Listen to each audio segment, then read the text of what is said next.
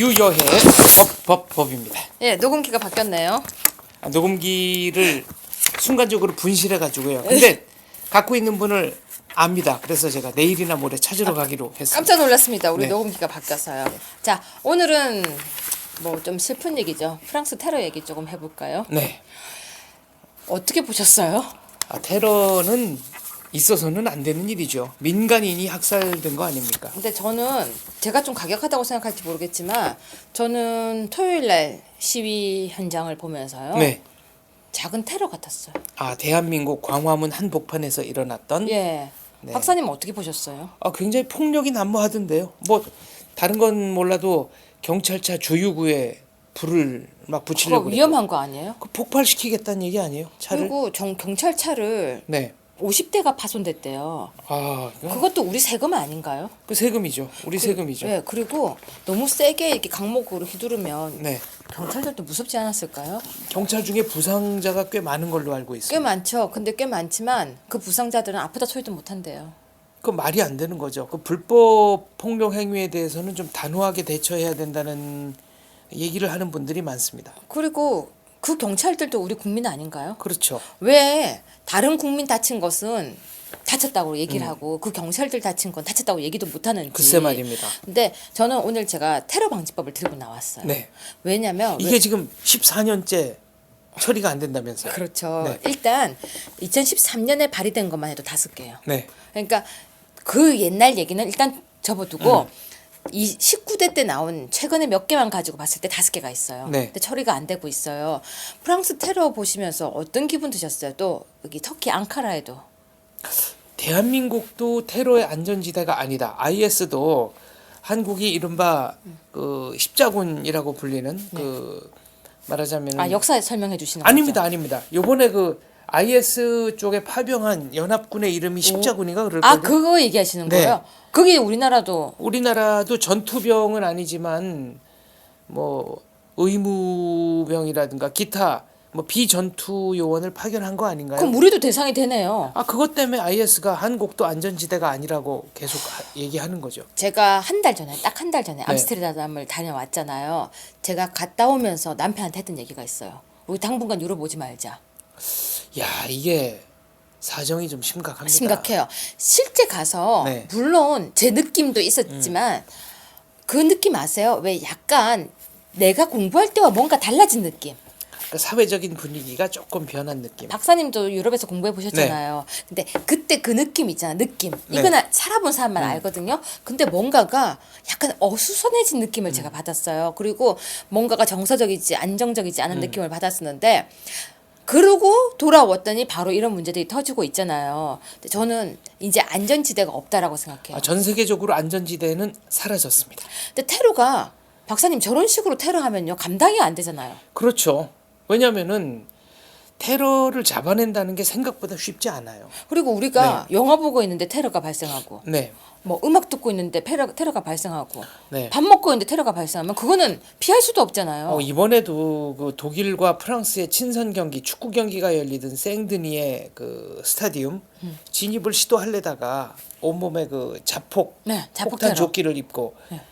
입장이 불허가 됐기에 망정이지. 만약에 들어갔으면 그게는 굉장했죠. 이번에 그 음악회인가 거기서도 네. 90여 명이 네. 또 사망하지 않았습니까? 만약에 이제 스탠드 무너지고 이랬으면은 사망자는 엄청나게 늘어났을 겁니다. 저는 무섭더라고요. 네. 그런 모습을 보니까 무섭고 또 우리나라에서 난민을 받아들여라 이렇게 하지 않았었나요?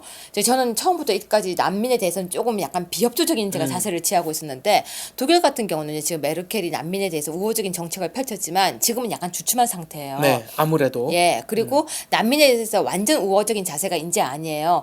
처음에 도착한 나라에서 난민에 대해서 등록을 이제 하도록 하고 네. 있고요. 난민을 관리가 들어갔습니다. 그리고 지금 독일뿐만이 아니라 뭐 여러 가지 나라에서 난민에 대해서 이제는 완전 협조적이지만은 않아요. 근데 난민을 받아들이지 말라는 얘기가 아니에요.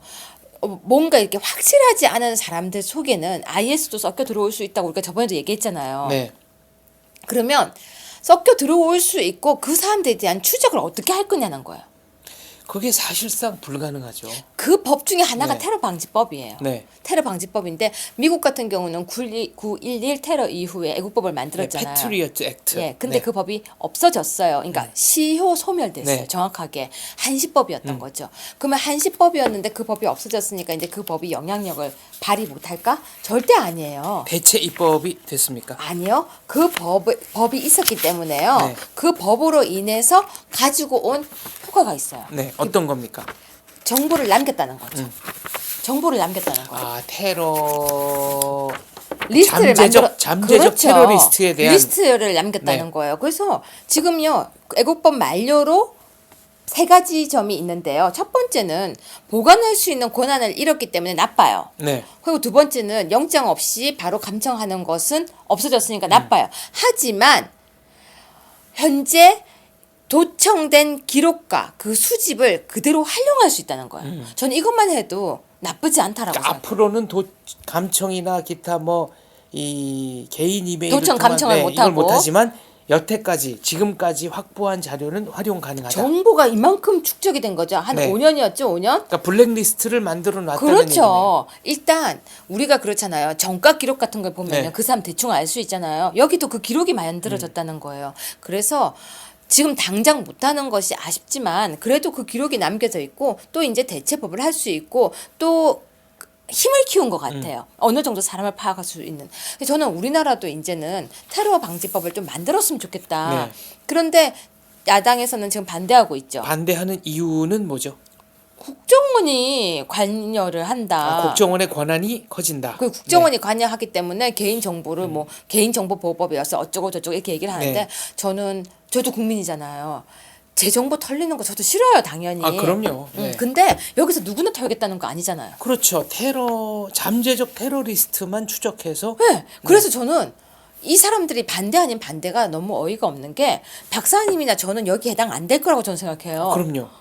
네. 그러니까 우리 국민들도 정확하게 알아야 될 것이 테러 방지법이 생기면 우리 정보를 다 가져가는 게 아니라 잠재적 테러리스트들만을 가능성 있는 사람. 대상으로, 네. 그러니까 우리가 흔히 말하는 약간 주요 인물들. 네. 요시찰 인물들. 네. 그렇죠. 그 사람들을 하겠다는 거거든요. 그런데 왜 이걸 반대를 하는지 아니면 국정원이 하는 게 국정원이 큰 힘을 가지는 게 그렇게 겁이 나면 다른 기관 하나 만들면 되잖아요.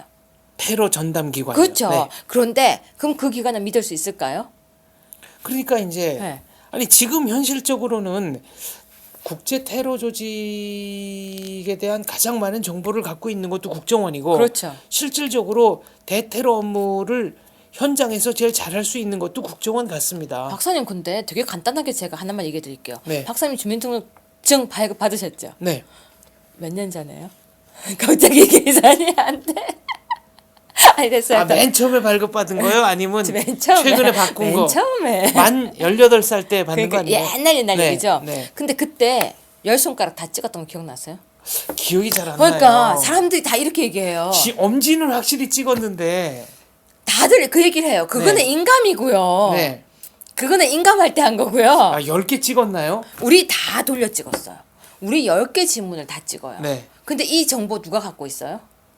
이거 국가가 갖고 있겠죠? 동사무소도 갖고 있잖아요. 네. 간단하게 얘기해요. 네. 근데 거기에 대해서는 왜 아무도 반발 안 해요? 그렇네요. 10개 다 찍었나? 하여튼 오래전 일이라 생각 안 나는데 그런 거 같기도 하네요. 왜 그걸 기억하냐면 이렇게 다 찍고 네. 물티슈로 다 닦았던 기억 안 나세요? 그러면 좋아요. 이것만 찍었다고 쳐요. 네. 예를 들면 네. 그럼 이거는 누가 갖고 있냐고요. 그렇죠. 이것도 뭐 이거 우리 데이터베이스로. 인감이에요, 인감. 네. 예. 그쵸? 이거 굉장히 중요한 정보인데 이 데이터베이스 또한 누가 갖고 있어요? 이것도 국가가 관리를 하고 동사무소도 갖고 네. 있다니까요. 동사무소에 직원 한 명만 클릭을 해도 알 수 있는 거예요. 그런데 거기에 대해서는 아무도 아무 말도 안 하잖아요. 다들 가만히 있잖아요. 네. 가만히 있는데 국가 테러 방지법. 지금 이런 테러를 보고도 테러 방지법이 우리 국민에게 피해가 온다. 저는 그렇게 생각하지 않아요. 어느 정도 보호를 받기 위해서는 피해를 봐야 되는 것도 있거든요. 근데 그런 것 중에서 나는 테러 방지법이 우리를 갖다 관리하는 게 싫어라고 얘기하는 사람들이 그 사람 뭐 잠재적인 뭐 범죄자예요. 왜 그걸 싫어하는지 모르겠어요. 테러 방지법의 내용은 뭡니까? 이 내용은요 되게 간단해요. 지금 이 법 안에서는 지금 보시면요 테러 활동 개념을 정하고 있어요. 네. 그리고 테러 기본 계획에 대한 내용을 만들고 있어요. 그리고 대통령 소속으로 해서 대책 회의를 하고 거기에 대해서 무슨 상임위 활동하는 네. 걸 얘기하고 있어요. 이까지는 뭐 그냥 네. 무난하죠. 그리고 위험이 있을 경우 테러 경보 발령하도록 하고 있어. 다 괜찮잖아요, 그죠? 네. 자. 지원 테러 의심할 만한 상당한 이유가 있을 때 정보 수집, 조사 및 테러 우려 인물에 대해서 출입국 규제, 왜곡한 거래 정지 요청 같은 걸 할 수 있다. 아, 통신 이용 관련 정보를 수집할 이거예요. 수 있다. 이거. 이 내용이에요. 그리고 네. 폭발물 등 위험물 제조법이 인터넷을 통해 유포될 경우 긴급 삭제 등 협조 요구할 수. 이건 별로 그건 뭐 아무도. 별로고 결국 이게 핵심이네요. 이 조문이에요, 네. 이 네. 이 바하죠. 그죠? 예. 테러 통합 대응 센터의 장은 테러 단체 구성원 또는 테러 기도, 테러 지원자로 의심할 만한 상당한 이유가 있는 자에 대하여 정보 수집, 조사 및 테러 우려 인물에 대한 출입국 규제, 왜곡한 거래 정지 요청 및 통신 이용 관련 정보를 수집할 수 있도록 함. 그거예요. 네. 그것 때문에 그래요. 그럼 이 정도는 공공 안전을 위해서 좀 필요한 게 아닌가 하는 생각이 드네요. 저는 필요하다고 생각을 해요. 네. 저는. 그리고 저는 진짜 불안해요. 그렇기 때문에 감청 도청도요. 혹시 그런 얘기 아세요? 사람이 이제 갑자기 집에서 실종을 하잖아요. 네. 가족이. 그러면 도청과 감청 그리고 그 핸드폰 추적 같은 거 해달라고 하는데 지금 개인정보법이 너무 강화되어서 그거 못하도록 돼 있어요. 아, 그러니까 어디 산에 간다고 나갔는데 연락이 두절됐다. 네. 근데 이거를 위치 추적을 하는 것 자체가 지금은 네, 불법이에요. 불법이군요. 근데 그때 가족들이 제일 먼저 한 얘기가 뭔지 알아요? 뭡니까? 해달라고 하는 거예요. 그러니까 불법을 해달라고. 그거 네. 해줄 수 없는 거야. 해줄 수 없다라고 하면 제일 답답해하는 게 그거. 법이 왜 이래요? 이렇게 네. 외치거든요. 그런데 기억나세요? 유병헌 때도 우리 그랬죠. 그랬습니다. 그때 네. 유병헌 추적만 했으면 금방 찾았을 텐데 그때는 이러다가 갑자기 또 이거 추적 싫어요. 불법 감청 싫어요 하는데 개인정보보호법이라는 게요. 실질적으로 공이 있고 사가 있는 그러니까 이익을 얻을 때가 있고 또 내가 손해봐야 될 때가 있는 것 같아요. 그래서 테러 방지법은 이번에 국정원이라서 안 된다는 그런 얘기 말고요. 뭔가 좀 정확하게 탈출구를 좀 만들어서 네, 아무튼 통과되었으면 좋겠습니다. 대한민국이 테러의 안전지대는 아니니까요. 절대 아니에요. 우리나라가요. 이제는 안전지대가 아니고요. 어제요. 혹시 설해마을 안 가보셨죠? 네, 거기 뭐 경찰들이 와서 경비 섰다는 뉴스는 어제 봤습니다. 설해마을은 가게가 많이 문을 안 열었었어요. 프랑스 추모의 네, 날이었고요. 그리고 그게 프랑스인 학교가 있는데 그 프랑스인 학교는 문을 닫았었어요. 그럼 이제 일요일이니까 닫았느냐? 그게 아니고요. 그 학교는 일요일도 문을 열었거든요. 평소에 개방해 놓는 예. 데인데 그날 근데 닫았다. 닫고 국화꽃이 다 꽂혀 있었어요. 그리고 경찰들이 계속 돌아다녔어요. 왜냐면 혹시라도 여기 테러를 할까봐 네. 그랬었는데 테러라는 게요. 저는 아직까지 그걸 제 눈으로 본 적이 없는데 제가 아는 굉장히 친한 친구가 발리 테러 현장에 있었던 적이 있었어요. 아, 인도네시아. 네. 근데 물건을 구경하고 있다가 계산하러 들어간 사이에 폭발을 한 거예요. 그래서 걔는 다행히 가게 안쪽 깊이 들어가서 테러로부터 안전했던 건데 폭발로부터 안전했던 네. 건데 그 당시에 걔가 나왔더니 많은 사람들이 피를 흘리고 쓰러져 있는 광경이 충격적이어서 지금도 여행을 못 가요. 근데 이런 상황을 생각해 보면 내 눈앞에서 이런 일이 만약에 발생하면요. 그때 가서 어이쿠 큰일 났다 하면 안 될 것 같습니다. 그러니까 미리미리 대비를 하는 네. 게 더 필요하다. 그래서 이런 이 말씀이시네요. 법은 다시 한번 정확하게 통과시키는 데 노력을 해줬으면 좋겠다라고 생각을 합니다. 알겠습니다. 테러 방지법에 관한 법이었습니다. 네. 감사합니다.